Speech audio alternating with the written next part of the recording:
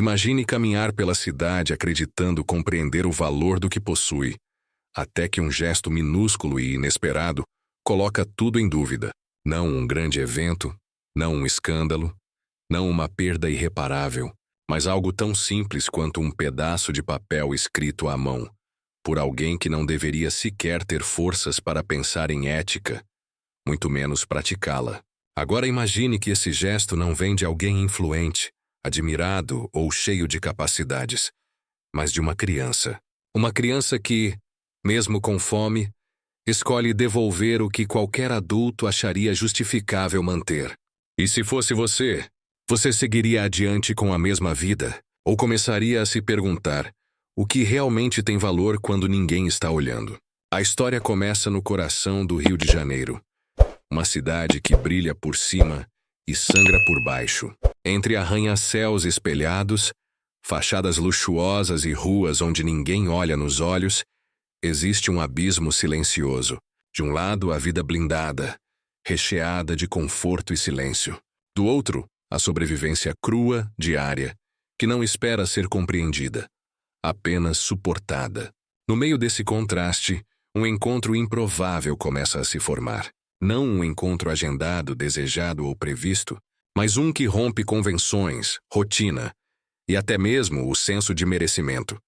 Antes que o destino dê nome aos envolvidos, o que interessa é a pergunta: o que acontece quando alguém acostumado a controlar tudo se vê confrontado por um ato de coragem vindo de onde ele acreditava não existir esperança? Quem você se torna quando o mundo te prova que nem toda riqueza está no que você acumula, e sim no que consegue inspirar nos outros, ainda que sem intenção? Quantos de nós passariam sem perceber? Quantos desviariam o olhar, justificariam mentalmente, seguiriam em frente, acreditando que bondade se aprende tarde demais ou pertence a quem já tem o suficiente para abrir mão? A curiosidade que puxa este fio não é sobre dinheiro nem sobre caridade, mas sobre espelho. Um espelho que não mostra o rosto, mas a alma. O tipo de reflexão que não se dá diante da vaidade, mas diante da vulnerabilidade de alguém tão frágil quanto esquecido pelo mundo. Um gesto pequeno, mas capaz de deslocar tudo. Uma devolução singela que revela uma escassez maior que a fome. A escassez de humanidade. Você está prestes a acompanhar uma jornada que não começa com heroísmo, nem com sacrifício épico, mas com desconforto. O desconforto de perceber que talvez você tenha se afastado tanto dos outros que já não reconhece quando alguém tenta, com quase nada, ser maior do que a circunstância que o engole. E justamente por isso, o que acontece a seguir não é coincidência, é consequência. A vida às vezes devolve pessoas ao lugar certo sem pedir permissão. Fique até o final, porque aquilo que começa como uma simples nota rabiscada com letra infantil se transforma em algo que atravessa fronteiras invisíveis. A fronteira entre assistir e agir. Entre sentir pena e assumir responsabilidade. Entre reconhecer e se comprometer. É ao longo do caminho que entendemos por que certos encontros não acontecem para preencher o tempo, e sim para redesenhar o destino. A pergunta que abre esta história não é retórica. O que você faria? A resposta talvez mude. Imagine caminhar pela cidade acreditando compreender o valor do que possui, até que um gesto minúsculo e inesperado coloca tudo em dúvida. Não um grande evento, não um escândalo, não uma perda irreparável, mas algo tão simples quanto um pedaço de papel escrito à mão, por alguém que não deveria sequer ter forças para pensar em ética, muito menos praticá-la. Agora imagine que esse gesto não vem de alguém influente, admirado ou cheio de capacidades, mas de uma criança. Uma criança que, mesmo com fome, escolhe devolver o que qualquer adulto acharia justificável manter. E se fosse você, você seguiria adiante com a mesma vida? Ou começaria a se perguntar o que realmente tem valor quando ninguém está olhando? A história começa no coração do Rio de Janeiro, uma cidade que brilha por cima e sangra por baixo. Entre arranha-céus espelhados, fachadas luxuosas e ruas onde ninguém olha nos olhos, existe um abismo silencioso. De um lado, a vida blindada, recheada de conforto e silêncio. Do outro, a sobrevivência crua, diária, que não espera ser compreendida, apenas suportada. No meio desse contraste, um encontro improvável começa a se formar. Não um encontro agendado, desejado ou previsto, mas um que rompe convenções, rotina e até mesmo o senso de merecimento. Antes que o destino dê nome aos envolvidos, o que interessa é a pergunta: o que acontece quando alguém acostumado a controlar tudo se vê confrontado por um ato de coragem vindo de onde ele acreditava não existir esperança? Quem você se torna quando o mundo te prova que nem toda riqueza está no que você acumula, e sim no que consegue inspirar nos outros, ainda que sem intenção? Quantos de nós passariam sem perceber? Quantos desviariam o olhar, justificariam mentalmente, seguiriam em frente, acreditando que bondade se aprende tarde demais ou pertence a quem já tem o suficiente para abrir mão? A curiosidade que puxa este fio não é sobre dinheiro nem sobre caridade, mas sobre espelho. Um espelho que não mostra o rosto, mas a alma. O tipo de reflexão que não se dá diante da vaidade, mas diante da vulnerabilidade de alguém tão frágil quanto esquecido pelo mundo. Um gesto pequeno, mas capaz de deslocar tudo. Uma devolução singela que revela uma escassez maior que a fome. A escassez de humanidade.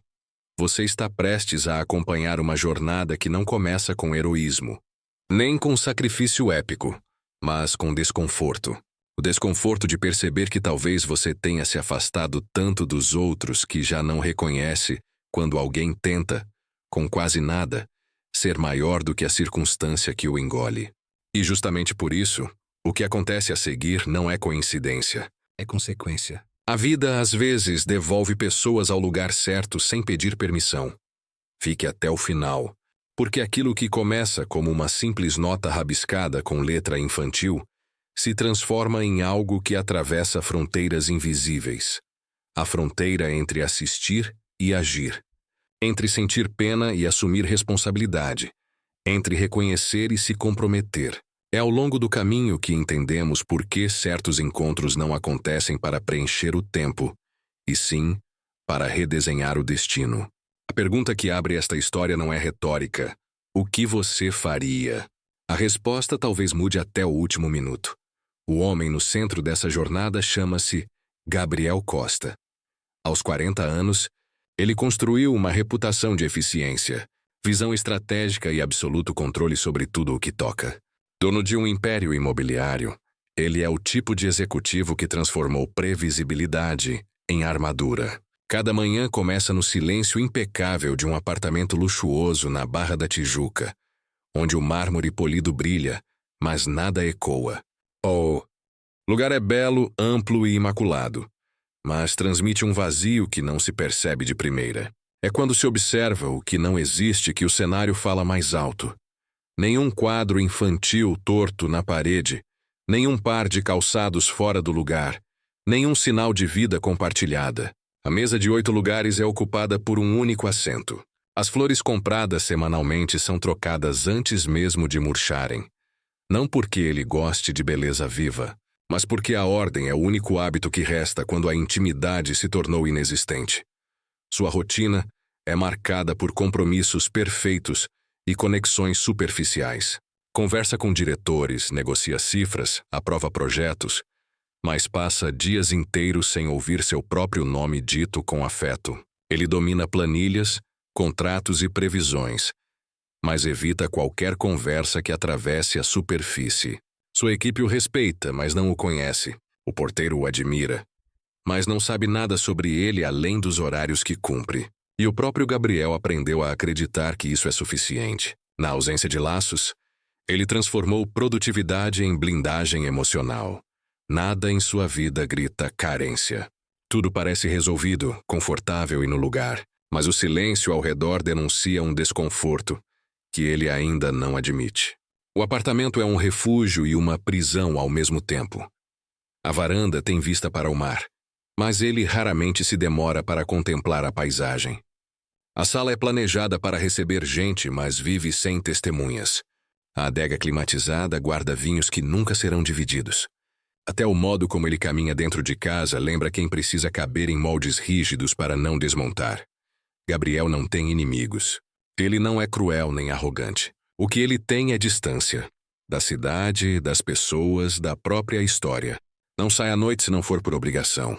Não se permite improvisar. Alimenta a crença silenciosa de que a autopreservação absoluta é sinônimo de força. Quando algo o atinge, ele reorganiza, planeja, reconstrói, mas nunca sente. Vive em linha reta, e quanto mais se protege, menos percebe que se isola. O Rio de Janeiro, à sua janela, é quase uma pintura. Ele vê a cidade, mas não a enxerga. Passa de carro por bairros onde vidas inteiras se equilibram sobre o improvável, sem jamais imaginar o que existe por trás das marquises ou das portas estreitas que nunca abrirá. Não por maldade, mas por hábito. Porque para alguém que sempre fez da eficiência um escudo, permitir-se olhar mais fundo é admitir vulnerabilidade. É precisamente por isso que sua transformação não começa quando alguém o magoa, mas quando alguém o surpreende. O choque não virá de uma perda financeira nem de um ataque direto ao seu estilo de vida, mas da constatação inesperada de que há dignidade onde ele acreditava haver apenas miséria. Antes de conhecer nomes, antes de entender circunstâncias, Gabriel será confrontado por aquilo que ele deixou de sentir faz tempo. Espanto. E é esse espanto que rasga a primeira fissura em uma vida construída para ser inabalável. Sem saber, ele está prestes a descobrir que riqueza não é o que se guarda, mas o que se permite alcançar. E nada em sua trajetória até aqui o preparou para perceber que, às vezes, é a falta que ensina o que a abundância nunca revela.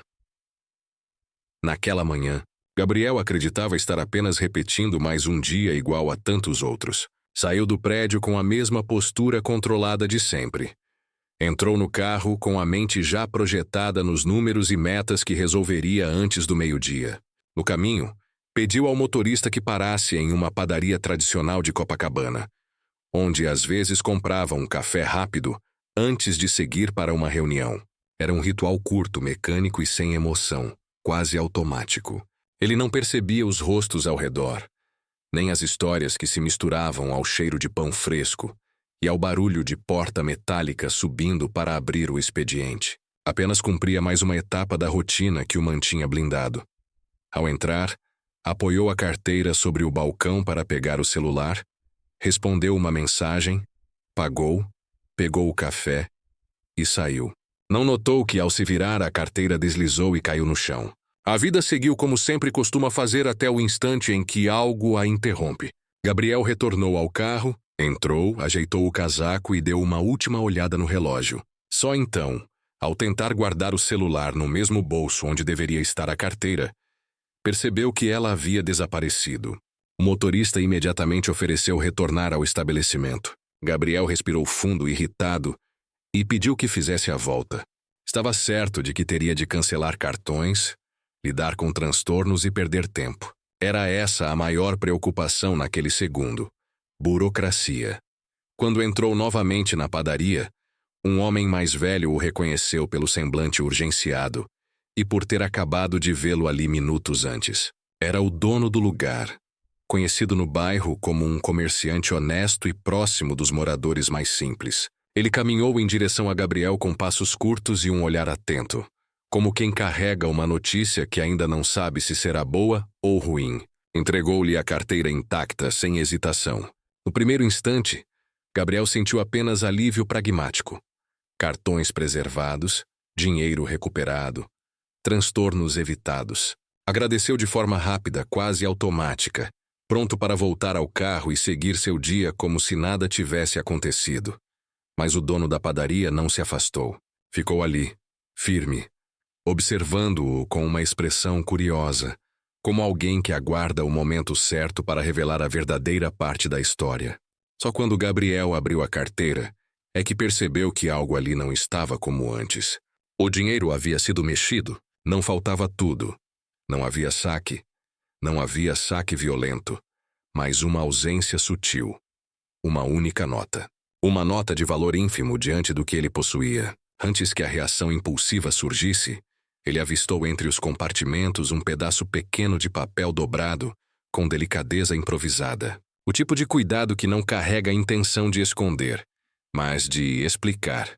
Desdobrou o papel. Era uma caligrafia infantil, instável, mas nítida. Um pedido, uma confissão e uma promessa cabiam ali, em poucas palavras. Perdão, meu irmão estava com fome. Peguei uma nota para comprar pão, eu devolvo um dia. Foi esse instante, não o furto, que o cortou por dentro. Nenhuma letra estava escrita com desleixo. Havia hesitação. Havia esforço em cada traço. Como quem não quer apenas ser entendido, mas provado. Uma honestidade desajeitada, mas imensa. Aquela criança não estava tomando vantagem de alguém rico. Ela estava travando uma batalha silenciosa entre culpa e necessidade. Gabriel leu a nota uma segunda vez. Depois uma terceira. A irritação que teria sentido em qualquer outro cenário não apareceu. No lugar dela, surgiu algo que ele já não reconhecia com facilidade. Desconcerto. Um desconforto que não vinha do prejuízo financeiro, mas do choque moral. Não era a perda do dinheiro que o abalava. Era a pergunta implícita dentro do pedido de perdão. Como alguém tão pequeno ainda escolhe ser correto quando tudo ao redor a empurra para o oposto? Ele não sabia ainda quem tinha escrito aquilo, nem em que condição vivia, nem onde estava. Mas sabia no fundo que aquilo não era um gesto isolado. Era um apelo feito com uma dignidade que poucas pessoas adultas demonstrariam. O dono da padaria observou o silêncio prolongado e preencheu o espaço com a informação que tornaria aquilo impossível de ignorar. Viu quando a criança encontrou a carteira caída no chão. Hesitou, olhou para o irmão e tomou a decisão que Gabriel agora segurava nas mãos. E então entregou a carteira ali mesmo na padaria, antes que Gabriel tivesse sequer percebido sua ausência. A partir daquele instante, a vida blindada que Gabriel construíra para não sentir começou a rachar pela borda menos prevista. Ele poderia ter ido embora. Poderia ter agradecido, devolvido a nota ao bolso, chamado o motorista e retomado a agenda lotada. Mas não conseguiu virar as costas. O que estava em jogo não era o dinheiro perdido. Era o sentido recuperado. Sem perceber, naquele segundo ele já tinha começado a buscar. A pergunta deslocava tudo dentro dele. Que tipo de fome faz uma criança pedir desculpas por sobreviver? A partir desse ponto, nenhuma rotina que ele conhecia voltaria a caber no mesmo molde. A nota não apenas foi encontrada dentro da carteira, ela o encontrou dentro de si. Ele saiu da padaria sem a mesma postura com que entrou. Algo havia mudado e não era visível aos olhos, mas era impossível ignorar. A carteira estava devolvida, mas a paz não. O que deveria ter sido apenas um incômodo logístico transformou-se numa fissura silenciosa. Um ponto de interrupção na linha reta que ele vinha traçando havia anos. Ao entrar novamente no carro, Gabriel não pediu para seguir para o escritório. Pediu ao motorista que desse uma volta pelo quarteirão. Não explicou o motivo, talvez nem a si mesmo. Só sabia que não conseguia simplesmente ir embora. A pergunta que lhe ocupava a mente agora não era onde estava seu dinheiro, mas onde estava a criança que escolhera continuar honesta, mesmo com fome. No início, ele acreditou que bastaria perguntar, coletar algumas informações e localizar rapidamente a menina. Mas a cidade, com todas as suas ondas de desigualdade quebrando entre o luxo e o abandono, não entrega seus invisíveis com facilidade. A primeira pista veio do próprio dono da padaria, que descreveu a menina e o menino que estavam com ela momentos antes. 2 rostos franzinos, roupas desgastadas, mãos pequenas demais para estarem habituadas à sobrevivência, mas fortes o bastante para não se render ao instinto puro. Ele mencionou também que já os havia visto outras vezes, quase sempre durante a madrugada ou logo antes do comércio abrir, quando as calçadas ainda guardavam restos do dia anterior e a chance de encontrar alimento era maior.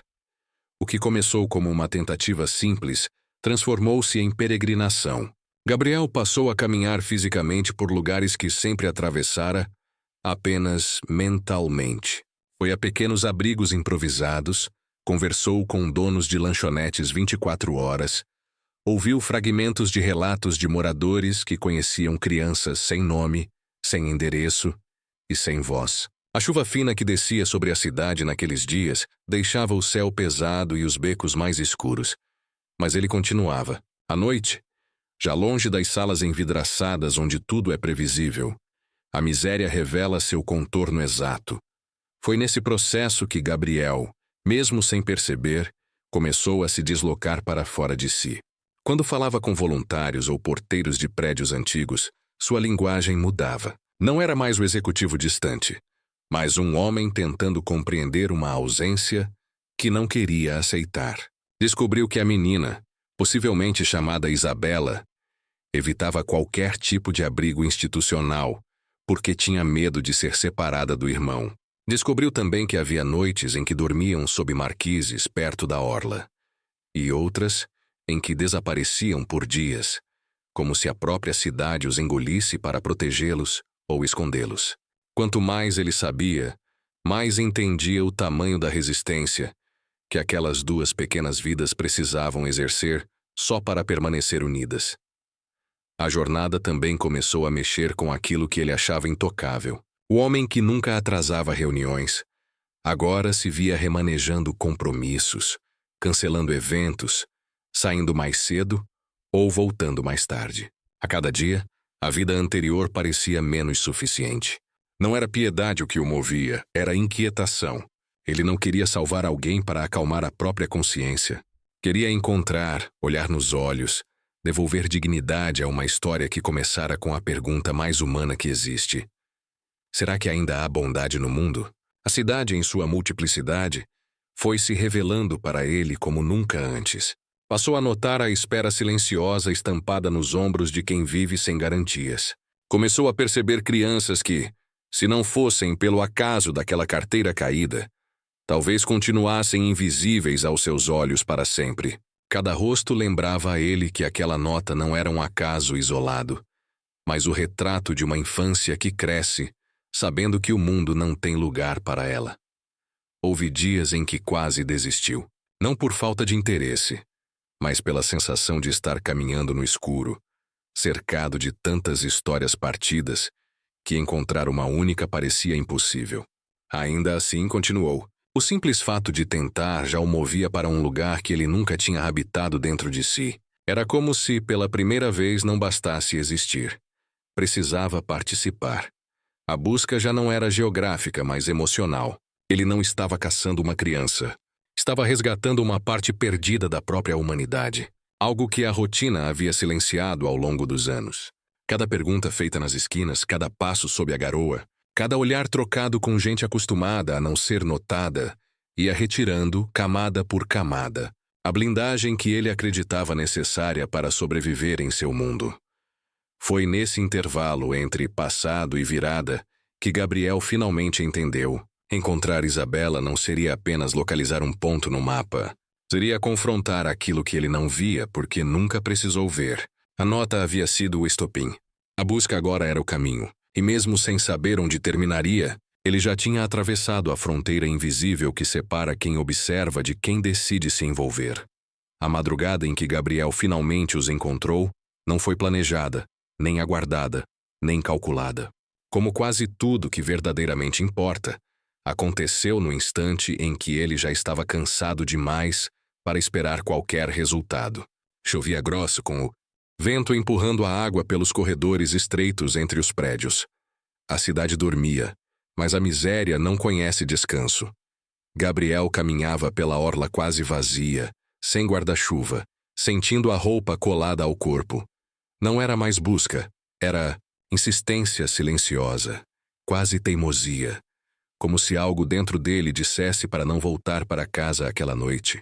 Foi então que avistou sob a marquise de uma loja fechada. 2 pequenos corpos ele aconteça. Seus olhos não pediam nada. Não pediam pena, nem ajuda, nem explicação. Apenas mediam quem estava diante dela. Gabriel sentiu um aperto estranho no peito. Não era medo, era respeito. A calma forçada que carregava no olhar não combinava com a idade que deveria ter. Era a postura de quem muito cedo aprendeu que chorar não resolve. Sobreviver resolve. Encolhidos num canto. Primeiro pensou serem apenas mais 2 crianças anônimas. das tantas que via nos últimos dias, até notar um detalhe mínimo e decisivo.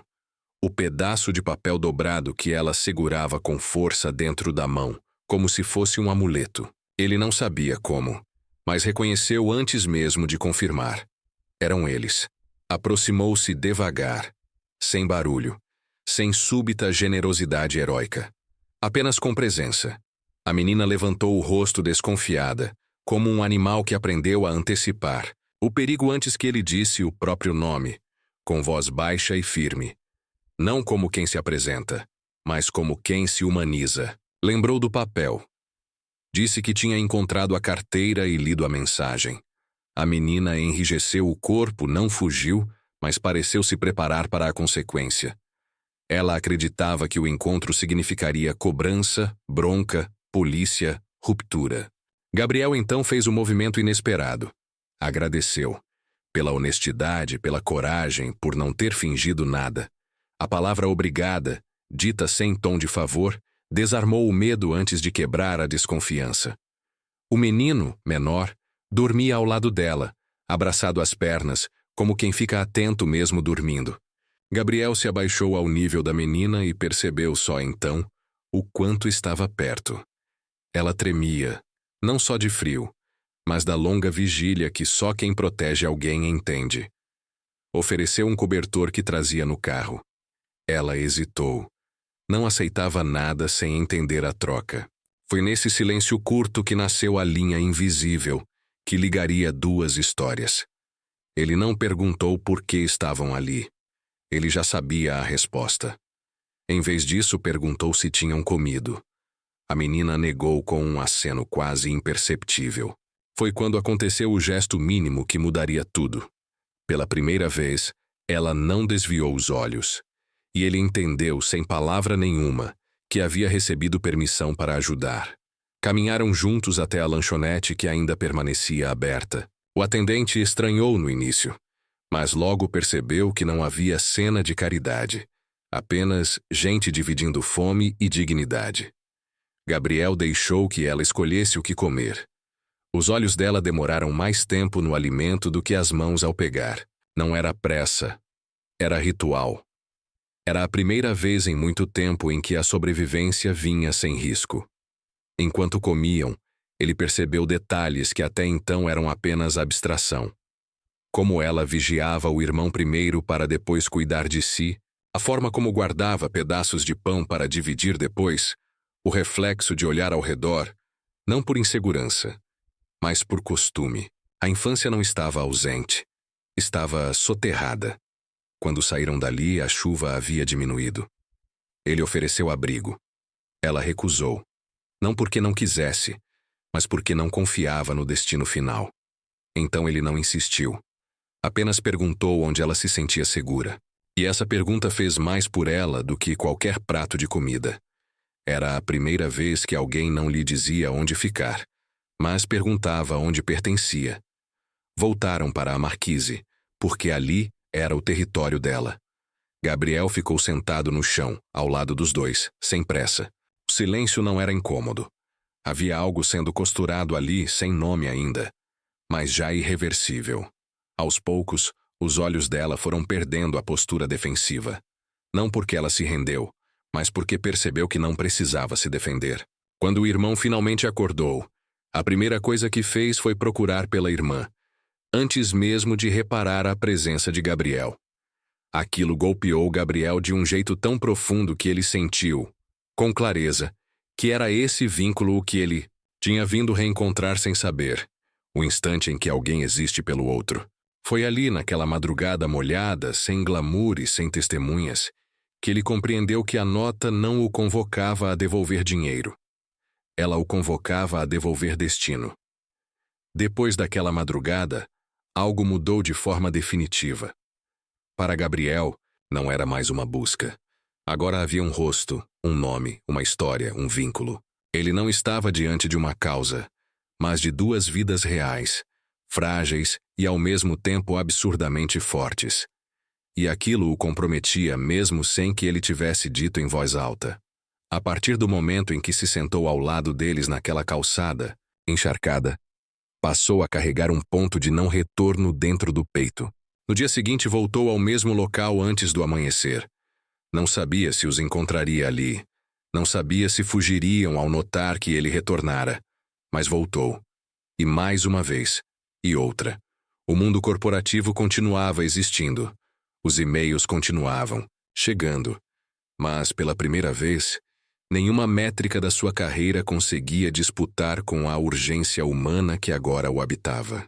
Quando finalmente os reencontrou, a reação da menina não foi de alegria, nem de susto. Foi de constatação. Ele realmente voltou. Não era sorte. Não era ato isolado. Era continuidade. A confiança, porém, não se constrói com presença apenas uma única vez. Ela se ergue no intervalo que vai da repetição ao cuidado. E foi nesse intervalo que Gabriel começou a ver, com uma nitidez desconcertante, o tamanho do esforço que aquelas duas crianças precisavam fazer diariamente apenas para existir. Ele descobriu pouco a pouco que Isabela, o nome que alguns moradores haviam mencionado, raramente dizia o próprio nome, como se temesse que alguém pudesse usá-lo contra ela. O menino, ainda menor, falava menos ainda. Em compensação, os olhos diziam tudo. Quando estavam com fome, quando tinham medo, quando já estavam acostumados demais com a privação.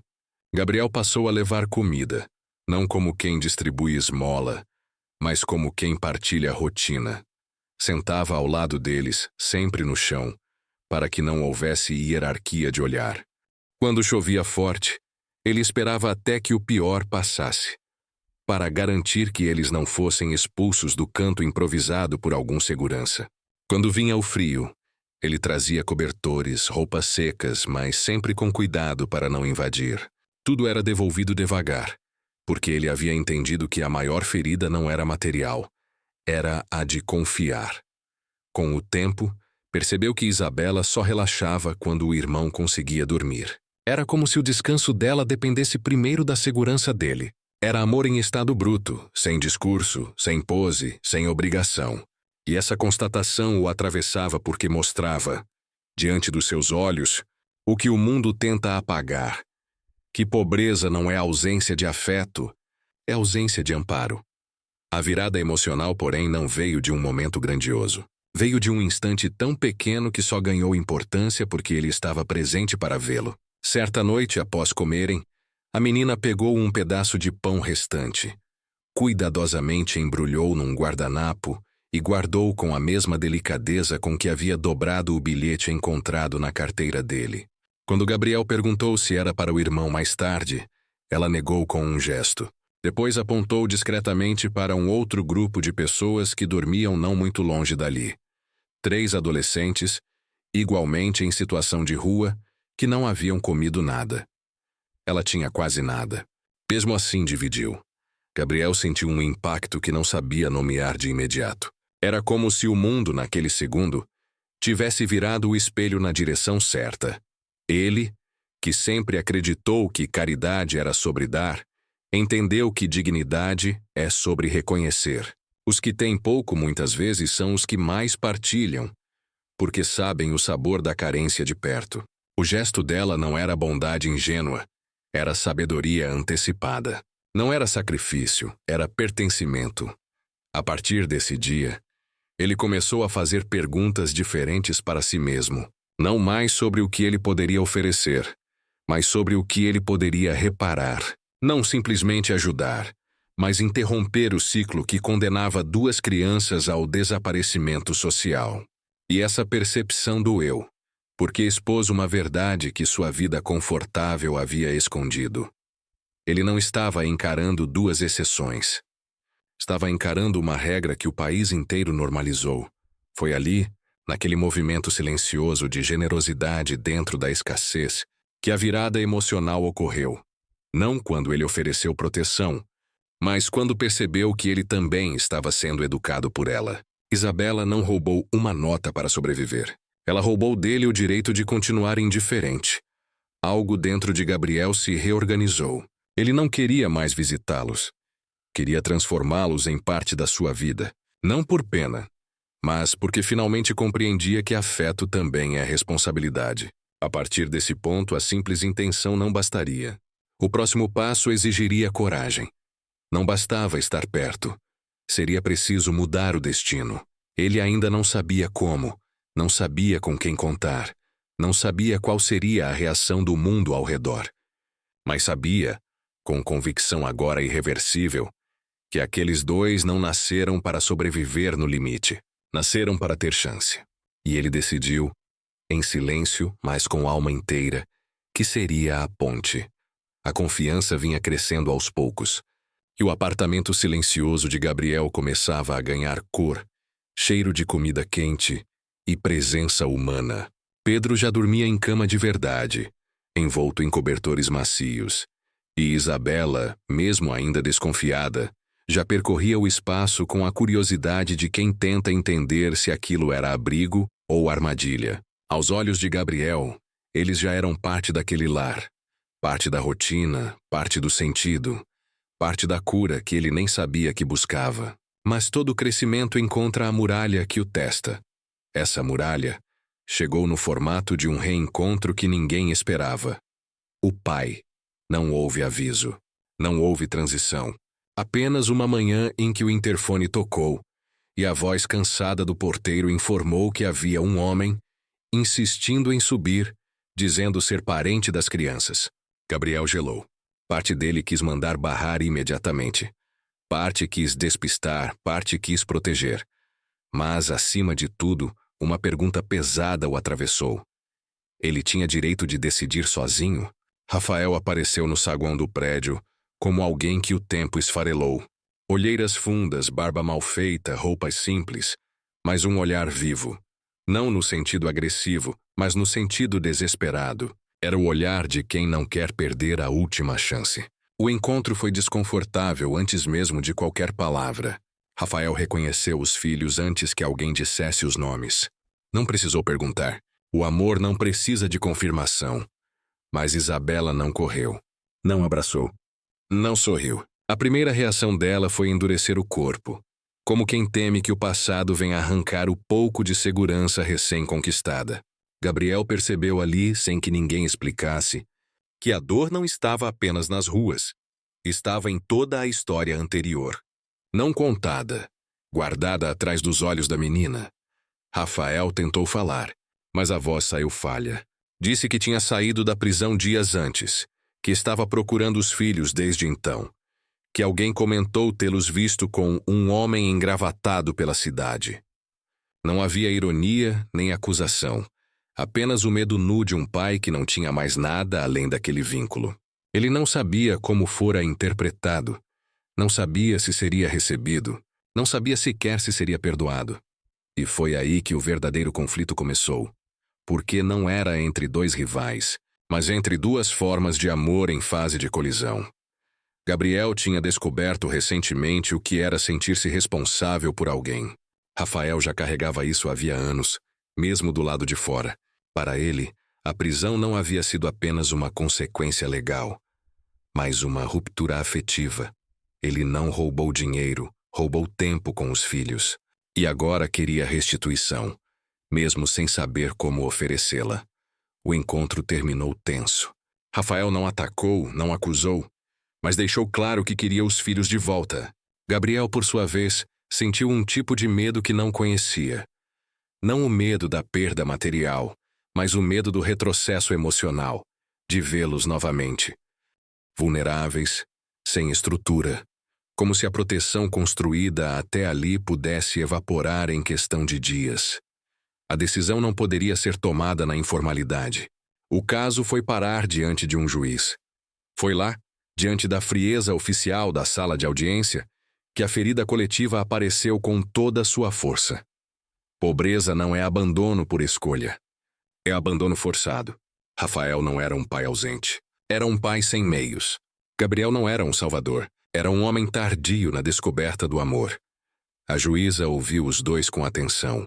Gabriel falou da doença de Pedro, da fragilidade, das noites na rua e do cuidado diário. Rafael falou do passado, da esposa doente, da tentativa desesperada de conseguir remédio, do erro que virou condenação e da promessa de recomeçar. O silêncio que se seguiu não era disputa, era luto. Luto por todos os caminhos que a desigualdade interrompe antes mesmo de nascerem. A decisão foi equilibrada. Guarda temporária com Gabriel por 8 meses, com direito a visitas assistidas para Rafael. Nenhum ganhou. Nenhum perdeu. Era um arranjo que impedia a ruptura brusca e obrigava a cooperação. Mas o impacto emocional não acabou na sentença. Continuou na volta para casa, no silêncio pesado do carro, no semblante confuso de Isabela, no modo com que Pedro se encolheu, abraçando o ursinho que Gabriel havia comprado alguns dias antes. O lar que estava se formando ganhou uma rachadura. Agora todos sabiam que havia um terceiro coração na equação. Um terceiro amor. Uma terceira história. Foi o primeiro momento em que Gabriel percebeu que amar também dói, quando você não pode proteger plenamente. O antes era simples. Encontrar, cuidar, reconstruir. Agora era complexo. Dividir, cooperar, reaprender. A partir dali, a pergunta que o movia não era mais como salvá-los, mas como não fragmentá-los. Essa foi a queda antes da solução. Não a perda do amor, mas a necessidade de aprender a compartilhá-lo. No fim, ninguém ali saiu com exatamente aquilo que imaginava quando tudo começou. Gabriel não encontrou apenas 2 crianças. Encontrou um sentido que ele nem sabia que buscava. Rafael não recuperou apenas os filhos. Recuperou a dignidade de ser visto como pai, não como rótulo. E Isabela e Pedro não ganharam apenas um teto. Ganharam 2 presenças. Uma que voltou e outra que chegou. Ambas decididas a ficar. Os meses que se seguiram foram uma reeducação do afeto. Não houve manual, não houve roteiro perfeito. Houve tentativa, tropeço, conversa difícil, adaptação. Gabriel e Rafael aprenderam a se enxergar, não como rivais, mas como 2 pontas de uma mesma ponte. E pouco a pouco, o que parecia disputa virou soma. Quando a guarda temporária terminou, já não havia clima de batalha. Havia família. Não a de vitrine, nem a que cabe em molduras antigas, mas aquela que se constrói no barro, no improviso, na coragem de continuar mesmo quando é mais fácil desistir. Eles não moravam sob o mesmo teto, mas caminhavam pelo mesmo destino. A cena final não aconteceu dentro de tribunal, mas ao ar livre, exatamente onde tantas dores tinham começado. No Parque Lage, sob as sombras largas das árvores, enquanto o vento deslocava folhas pelo chão, Isabela correu com Pedro e riu de um jeito que só as crianças que finalmente se sentem seguras conseguem rir, sem medo do próximo minuto. Rafael assistia, não com desconfiança, mas com aquele orgulho suave de quem agora pode participar. Gabriel observava com o mesmo silêncio com que tudo começou. Só que desta vez, o silêncio não era vazio. Era gratidão. Foi ali, num canto de grama alta, que ele devolveu a nota à menina, já amarelada pelas semanas no bolso, mas intacta no que carregava. Não apenas palavras, mas consequências.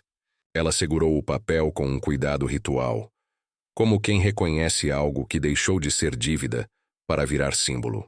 Gabriel disse apenas: "Você já pagou isso no dia em que não perdeu quem você é." A menina sorriu. Não um sorriso grande, mas um daqueles que confirmam o entendimento. E talvez seja isso que a história deixa como lembrança. Nem sempre a transformação começa com grandes gestos. Às vezes começa com R$ 20 e uma escolha honesta, e um adulto disposto a enxergar o que poderia ter passado despercebido.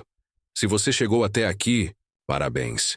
Você já provou que ainda escolhe olhar para histórias que tocam aquilo que a pressa do mundo tenta enterrar. Então, antes de ir embora, faz assim. Se inscreve no canal não para ajudar o algoritmo, mas porque a gente vai continuar contando histórias que lembram o que tanta gente esquece. Que humanidade não é um conceito, é prática diária. Se quiser ver mais encontros improváveis, mais finais possíveis e mais lembranças de que ninguém se salva sozinho, fica com a gente. Apertar o botão de inscrição é tipo aquele bilhete da Isabela. Simples, discreto, mas capaz de começar coisas que você nem imagina. Agora respira fundo, Guarda esse final com carinho. E vem para o próximo.